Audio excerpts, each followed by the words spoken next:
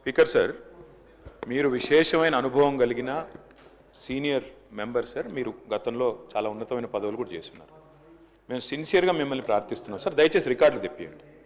ఎన్నిసార్లు ఇంటరప్షన్లు అయినాయి, ఎన్నిసార్లు మంత్రులు అంత అంత అంత ఎక్సైట్ అయ్యి మాట్లాడితే ఎట్లా సార్? మంత్రులు sir, the essence of democracy. దయచేసి కొత్త సభ్యులు కాంగ్రెస్ నుంచి 53 మంది ఉన్నారు. The essence of democracy, the beauty of discussion in assembly sir is discussion, debate, dissent. Sir, opposition అనేది మాకు we will have our say, the government will have its way. That is the essence of democracy. దయచేసి నేను వారిని మిమ్మల్ని కూడా కోరేది sir, మంత్రులకి సంయమనం ఉండాలి, రిస్ట్రెయింట్ ఉండాల్సింది ట్రెజరీ బెంచెస్కి.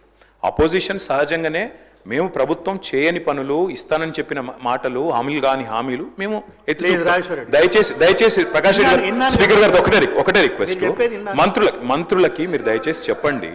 ఇప్పుడు మేము కూడా ప్రొవోక్ చేయాలనుకుంటే మేము కూడా మాట్లాడచ్చు సార్. మేము కూడా చెప్పొచ్చు 30% కమిషన్ అని వాళ్ళ ఎమ్మెల్యేలు అంటున్నారు, 20% కమిషన్ అని సెక్రటేరియట్ లో ధర్నాలు అవుతున్నాయి. ఇంకో లేచి మాట్లాడుతూ ఉన్నారు కేటీఆర్ గారు. ఏమండి 30% తీసుకున్నారు, కమిషన్ తీసుకున్నారు అన్నమాట.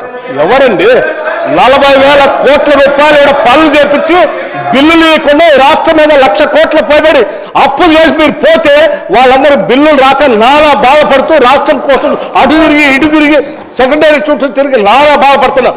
మీ పాపం వల్ల ఈరోజు రాష్ట్రంలో 1,00,000 కోట్ల పనులు చేసినటువంటి వాళ్ళ బిల్లు లేక ఏడుస్తున్నారు. ఎంతో కొంత మేము బాగు చేసి కొద్ది సర్ది చేసి ముందుకు పోతా ఉంటే అడ్డగోలుగా మీరు ఈ మాటలు మాట్లాడటం ఇది వాస్తవమా? రైట్, నేను ఛాలెంజ్ చేస్తా ఉన్నాను కేటీఆర్ని. I have challenge KTR. Now you have to prove that what the statement what you made.